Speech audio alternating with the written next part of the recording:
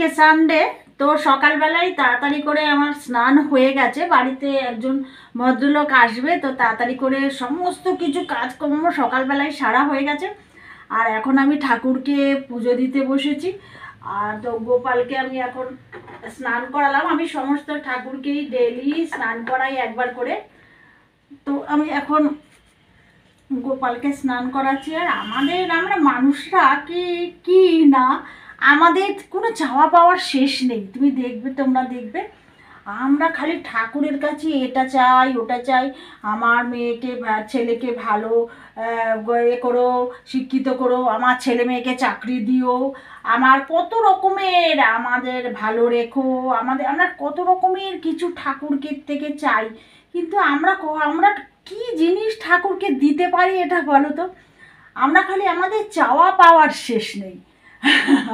তো সকালবেলায় আমি ওই গোপালের আর সব ঠাকুরকে এবার স্নান হয়ে গেছে। এখন গোপালের পুজোটা দিলাম, জামাটা পরালাম। আমি না 3বার ঠাকুরকে সেবা করি, 3বার।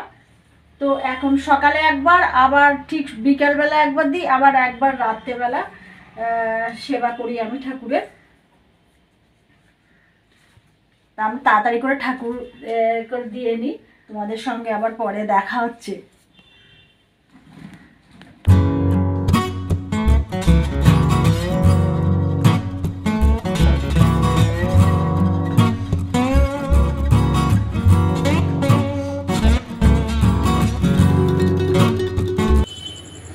আজ বাড়িতে লোক এসেছিল, তার জন্য সকাল থেকে উঠেই নানান রকমের তোড়জোড়। সকালবেলা তাড়াতাড়ি ঘুম থেকে উঠতে হয়েছে, এবং উঠে স্নান করে একটা লোক এলে তো তখন তার সঙ্গে কথা বলতে হবে কিছুক্ষণ। ওই জন্যই আর কিছু করতে পারবো না। সুতরাং তাড়াতাড়ি করে স্নানটা সকাল সকাল না সেরে নিয়েছি। আর তার জন্য ওনার জন্য এনেছিলাম, উনি ভাত খাবেন না বলেছেন বলে ওনার জন্য এনেছিলাম পেটাই পরোটা, লাড্ডু এসব। আর আমি আজকে দুপুরবেলা খুব ভালো একটা মাংস রান্না করেছি, ওটা হচ্ছে বাটার চিকেন। আর খেতে এত সুন্দর হয়েছে। আমার মেয়ে করেছিল এটা, বাটার চিকেনটা, মানে এত সুন্দর খেতে হয়েছে না যে কি বলবো। আর রবিবার দিন মানেই আমার তেমন কোনো রান্না বান্না থাকে না, যা কিছু মাংস তো হয়, মাংস হলে সেটা আমার মেয়েই করে। ও অন্য রকমের মাংস করে, আমরা যেরকম আলু দিয়ে অন্য সেই পেঁয়াজ রসুন দিয়ে করি সেরকম না, এটা অন্য ধরনের চিকেন। ওরাও খেতে ভালোবাসে। আর আমরা নতুনত্ব তো অবশ্যই সকলেরই ভালো লাগবে, বুঝতেই পারছো। টেস্ট তো সবারই আছে, স্বাদ কোরকটা তো সকলেরই আছে। সেই জন্য এত সুন্দর মাংসটা হয়েছিল। আর ভাত দিয়ে খেয়েছি। আর সঙ্গে ছিল কি জানো তো, সঙ্গে ছিল পটল ভাজা, ডাল। আর এখন পটলগুলো বড় বড় হতো আর অনেক মাংস থাকে, খেতেও ভীষণ সুন্দর লাগে। আর ডাল বলতে আমি করেছিলাম মুসুরির ডাল করেছিলাম, আর পটল ভাজা করেছিলাম।